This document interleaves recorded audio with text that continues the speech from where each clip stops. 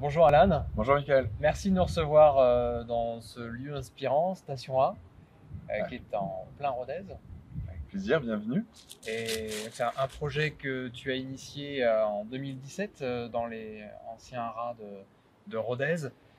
Vous êtes environ 400 personnes physiques à graviter autour du lieu tout au long de l'année. Combien de personnes morales? Une cinquantaine? Oui, c'est ça, une cinquantaine de personnes morales. Est-ce que dans un premier temps, tu peux nous raconter la genèse du projet, là où vous en êtes aujourd'hui, et puis en même temps les perspectives de développement, vos ambitions pour le territoire à Rodez? Alors Station A, c'est un projet de tiers-lieu, enfin c'est un projet parce que maintenant qui est déjà bien entamé, mais qui est encore dans sa phase de préfiguration, et qui est un projet de tiers-lieu que j'ai l'habitude d'appeler un tiers-lieu généraliste. C'est-à-dire que très vite, dans les premières idées qu'on avait lorsqu'on a lancé ce projet-là, c'est qu'on le voulait comme un lieu de mixité, et donc un tiers-lieu qui n'allait pas être juste un tiers-lieu culturel, ou juste un tiers-lieu nouvelle techno, ou juste un tiers-lieu bien-être, et qu'on voulait vraiment retrouver un certain nombre de composantes. Et donc c'est autour d'un certain nombre de sujets, de thématiques qu'on trouvait trop peu développées, soit à l'échelon national, soit à l'échelon local, qu'on a réfléchi à un certain nombre d'activités qu'on voulait agréger dans ce tiers-lieu. Et le foncier, parce qu'à chaque tiers-lieu a son propre montage, et on sait que le foncier est souvent au cœur des dispositifs économiques. Là, le foncier, il appartient à qui à Station A? Alors il appartient au département. Alors la petite, tu disais tout à l'heure, c'est un projet qui a démarré en 2017, c'est vrai, et qui a d'abord démarré pendant 2 ans sans lieu. Donc la co-construction qu'on a apportée pendant 2 ans, sur laquelle on a agrégé un certain nombre d'acteurs économiques, culturels du territoire, on a d'abord réfléchi à une programmation archi qui était décorrélée du lieu. Et ensuite, on a candidaté à un appel à projet qui avait été lancé par le département de l'Aveyron, qui était qu'est-ce qu'on peut faire de ce lieu, sachant qu'on veut le réouvrir aux Aveyronnais, qu'on veut qu'il ait un modèle économique, c'est-à-dire qu'il n'y avait pas d'argent public ni pour l'investissement ni pour le fonctionnement, et qu'on veut donc un modèle qui s'équilibre et qui réouvrir le lieu. Et pour initier le projet, il a fallu quel niveau d'investissement? Ça s'est vraiment fait petit à petit. Je dirais le premier investissement qu'on a fait, c'est quand on a pris un bureau d'études qui nous a accompagnés sur le modèle éco. C'était d'abord 20 000 euros, puis on a remis 20 000, et c'était de l'argent perso à chaque fois, des gens qui étaient porteurs du projet, Ouais. ou des gens qui le soutenaient. Et puis ensuite est venue la fabrique de territoire, la labellisation, qui nous a permis d'avancer un petit peu plus.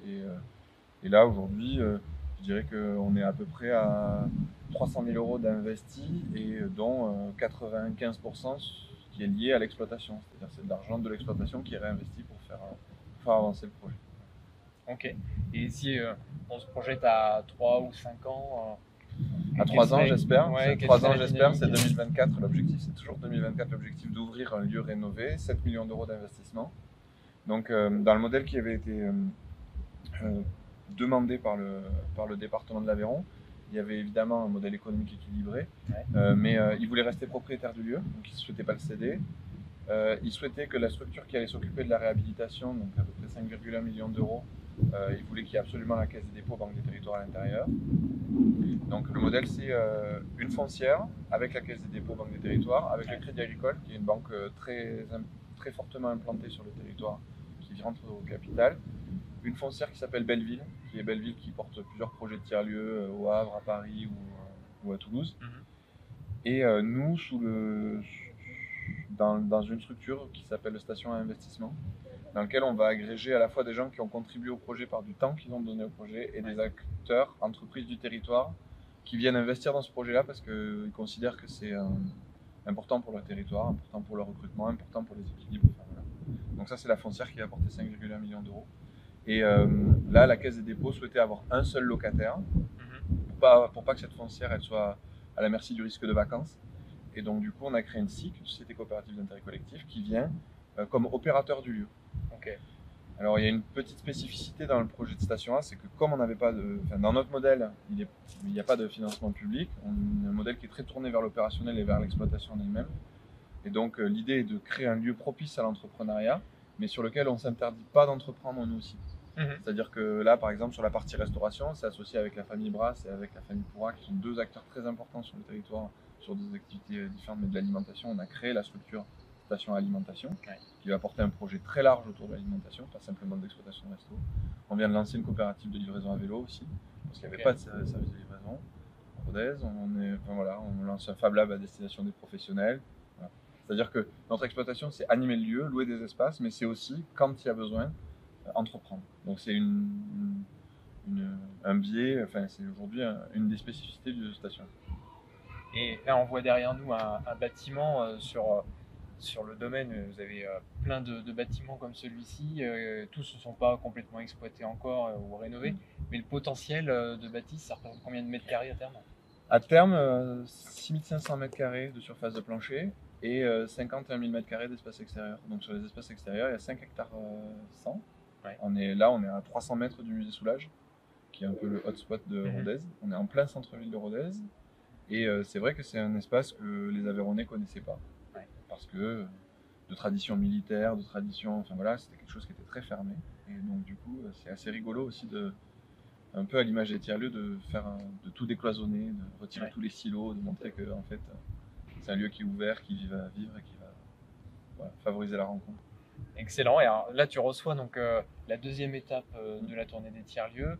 Qu'est-ce que ça représente déjà pour toi en tant que porteur du projet? Et puis à l'échelle du projet de Station A, cette étape de la Convention citoyenne pour le climat et de la tournée des tiers-lieux, c'est à quel enjeu? La première des choses par rapport à la tournée des tiers-lieux, c'est le rôle des fabriques de territoire. Donc ça, nous, c'est quelque chose sur lequel on a été assez honorés parce qu'on faisait partie des premières vagues.